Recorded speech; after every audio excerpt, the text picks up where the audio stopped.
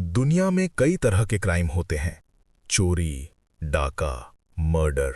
लेकिन कुछ क्राइम ऐसे होते हैं जो कानून की किताबों में नहीं, बल्कि इंसान के दिमाग में होते हैं। 9 मार्च 1993, वेल्स, यूके। एक गाड़ी तेजी से हाईवे पर दौड़ रही थी। उस गाड़ी की पिछली सीट पर 2 जुड़वा बहनें, ट्विन्स, बैठी थीं, जून और जेनिफर गिबिन्स। दोनों बिल्कुल खामोश थीं। अचानक जेनिफर ने अपनी बहन जून के कंधे पर सर रखा। उसकी सांसें भारी थीं। उसने धीरे से कहा, at long last we are out. आखिरकार हम बाहर हैं। ये उसके आखिरी शब्द थे। कुछ ही मिनट्स बाद जेनिफर की आंखें खुली रह गई, लेकिन वो मर चुकी थी। डॉक्टर्स ने बॉडी चेक की, ना कोई जहर, ना कोई चोट, ना कोई बीमारी। तो फिर एक सेहतमंद 29 साल की लड़की अचानक कैसे मर गई? क्या ये कुदरत का खेल था, या फिर एक सोचा समझा बलिदान? क्योंकि मरने के बाद जिंदा बची हुई बहन जून ने जो कहा, वो किसी मर्डर कन्फेशन से कम नहीं था। उसने कहा, मैं आज आजाद हूं। जेनिफर ने मेरे लिए अपनी जान दी है। स्वागत है क्राइम जंगल में।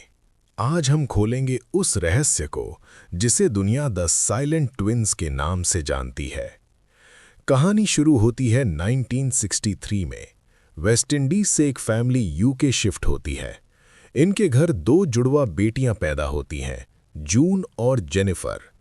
शुरुआत में सब नॉर्मल था, लेकिन जैसे जैसे वो बड़ी हुईं, लोगों ने एक अजीब चीज नोटिस की। ये दोनों बच्चियां किसी से बात नहीं करती थीं, न अपने पेरेंट्स से, न टीचर्स से। लेकिन जब वो अकेली होती थीं, तो उनके कमरे से अजीब आवाजें आती थीं। वो एक दूसरे से बात करती थीं, लेकिन इंग्लिश में नहीं। वो एक ऐसी भाषा बोलती थीं जो चिड़ियों की चहचहाहट जैसी थी, तेज और इनकॉम्प्रिहेंसिबल, समझ से बाहर। एक्सपर्ट्स कहते हैं कि ये क्रिप्टोफेजिया था, एक ऐसी लैंग्वेज जो सिर्फ ट्विन्स ही समझ सकते हैं। लेकिन डर की बात उनकी भाषा नहीं थी, डर की बात थी उनका मूवमेंट। वो दोनों एक दूसरे की मिरर इमेज बन चुकी थीं। अगर जून अपना सीधा हाथ उठाती, तो जेनिफर अपना उल्टा हाथ उठाती, बिल्कुल आईने की तरह। वो खाना तभी खाती जब दूसरी खाती। अगर एक को चोट लगती, तो दूसरी को दर्द महसूस होता। स्कूल में बच्चों ने उन्हें ज़ॉम्बीज़ बुलाना शुरू कर दिया। टीचर्स ने उन्हें अलग करने की कोशिश की, अलग स्कूल्स में भेजा ताकि वो दूसरों से बात करें। लेकिन नतीजा क्या हुआ? दोनों कैटाटॉनिक हो गईं, यानी शरीर पत्थर जैसा हो गया। वो अपनी जगह से हिलती भी नहीं थी जब तक वापस एक साथ न कर दी जाए। ये प्यार नहीं था, ये एक श्राप था।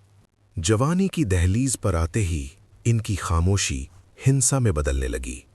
उन्होंने डायरीज लिखना शुरू किया, और ये डायरीज आज भी पढ़ने वालों की रूह कांपने पर मजबूर कर देती हैं। उनके अंदर एक दूसरे के लिए नफरत उबल रही थी। जेनिफर ने अपनी डायरी में लिखा, मेरी बहन जून एक काली परछाई है। वो मुझे बर्बाद कर रही है। हम एक दूसरे के लिए मौत हैं। जून ने लिखा, मैं उससे नफरत करती हूं, लेकिन मैं उसके बिना सांस भी नहीं ले सकती। हम एक ही पिंजरे में बंद 2 जंगली जानवर हैं। इस नफरत को निकालने के लिए उन्होंने क्राइम का सहारा किया। उन्होंने पेटी क्राइम्स शुरू किए, चोरी, डका और फिर आर्सन, यानी आग लगाना। उन्होंने एक बड़ी बिल्डिंग में आग लगा दी। जब पुलिस ने उन्हें पकड़ा, तो वो बिल्कुल शांत थीं। कोर्ट ने उन्हें जेल नहीं भेजा। कोर्ट ने उन्हें भेजा ब्रॉडमोर हॉस्पिटल, इंग्लैंड का सबसे खतरनाक मेंटल असाइलम, जहां सीरियल किलर्स और साइकोपैथ्स को रखा जाता है। ब्रॉडमोर के वो 11 साल उनके लिए नर्क से कम नहीं थे। डॉक्टर्स ने उन्हें हैवी मेडिकेशंस देनी शुरू की ताकि वो शांत रहें। इन दवाइयों ने उनकी लिखने की ताकत छीन ली। जून और जेनिफर, जो कभी क्रिएटिव राइटर बनना चाहती थीं, अब शब्दों के लिए तरस रही थीं।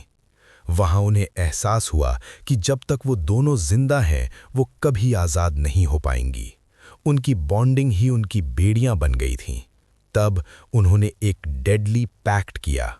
उनका मानना था, one of us must die for the other to survive.